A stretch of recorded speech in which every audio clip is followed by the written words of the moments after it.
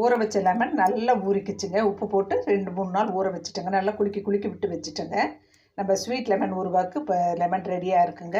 இப்போ வந்து கடுகு வெந்தயங்க. இது வந்து கடுகு 1 கப்புங்க, வெந்தயம் 1/2 கப்பு நல்லா சிகப்பாக வறுத்துட்டு ஆற வச்சுருக்கேங்க. இது மிக்சியில் போட்டு நம்ம பொடி பண்ணி வச்சுக்கிட்டோம்னா எல்லா ஊறுகாய்க்குமே நம்ம இதை போட்டுக்கலாங்க. அதான் இப்போ நான் ரெடி பண்ணுறேங்க. இப்போ இதை அப்படியே கொட்டிக்கலாங்க. இதை அப்படியே நான் மிக்சி நல்லா துடைச்சிட்டு வெயிலில் வச்சுட்டு அப்புறம் தான் போடணுங்க. ஈரத்தோடு போடக்கூடாதுங்க. பொடி பண்ணி நம்ம ஒரு டப்பியில் வச்சுக்கிட்டோம்னா எல்லாம் மாங்காய் ஊறுகாய், லெமன் ஊறுகாய், நார்த்தங்காய் ஊறுகாய் எந்த ஊறுகாய் பண்ணாலுமே நம்ம எடுத்து போட்டுக்கலாங்க. 1 ஸ்பூன் போட்டால் போதுங்க. இப்போ நான் பொடி பண்ணிட்டு வரேங்க. இப்போ பொடி நான் கடுகு வெந்தயம் நல்லா நைஸாக அடிச்சுட்டு வந்துட்டேங்க. இதிலேருந்து நம்ம இவ்வளவு எடுத்து இதுக்கு போட்டுக்கலாங்க. நம்ம தாளிக்கும் போது, ஊறுகாய் தாளிக்கும் போது. இப்போ வடக்கல் வச்சுட்டேங்க. நல்லெண்ணெய் ஊற்றிக்கலாம். நல்லெண்ணெய் இதில் ஒரு 5-6 ஸ்பூன் ஊற்றிருக்கேங்க. அப்படியே கடுகு போட்டுக்கலாங்க. நல்லா பொரியட்டும். இப்போ நல்லா பொரியுதுங்க. இதில் 2 கருவேப்பிலை, 2 வரமிளகாய் போட்டுடலாங்க. அப்படியே பெருங்காயத்தூள் போட்டுக்கலாங்க. காரம் உப்பு மட்டும் அவங்கவுங்களுக்கு இப்போ தகுந்த மாதிரி இப்போ போட்டுக்கோங்க. நல்லா பெருங்காயம் போட்டு வச்சுப்பேன். அது நல்லா பொரியுதுங்க. இப்போ லெமன், ஊற வச்ச லெமனை இப்படி போட்டுக்கலாங்க. இதை நல்லா பெரட்டி விடலாங்க. அவ்வளோ டேஸ்ட்டாக இருக்குங்க.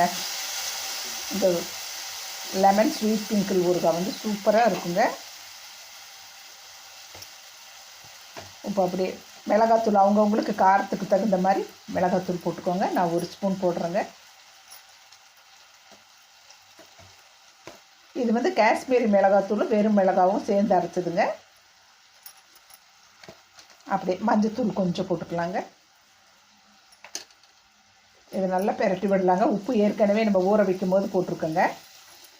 இப்போ மிளகாத்தூள் வந்து 2 ஸ்பூனும், மஞ்சத்தூள் 1 சிட்டிகை போட்டிருக்குங்க.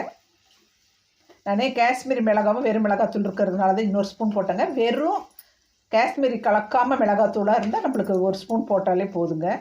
காரம் கரெக்டாக இருக்கும். ஏன்னா ஒரு 5-6 லெமன் தான் போட்டிருக்கோங்க நம்ம. இப்போ இதில் என்ன பண்ணலாங்க, கரும் சர்க்கரை ஒரு 4 ஸ்பூன். சூப்பராக இருக்குங்க. நல்லா இதை பெரட்டி விடலாங்க.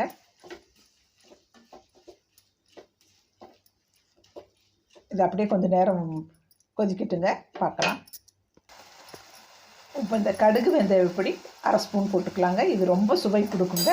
நம்ம எல்லா ஊறுகாய்க்கும் இந்த பொடி தான் சுவை கொடுக்குங்க. ரெடி ஆயிடுச்சுங்க. பிளேட்டிங் பண்ணி பார்க்கலாங்க. இப்போ டேஸ்ட் பண்ணலாங்க. சூப்பராக இருக்குங்க. நான் போட்ட காரத்தோட அளவு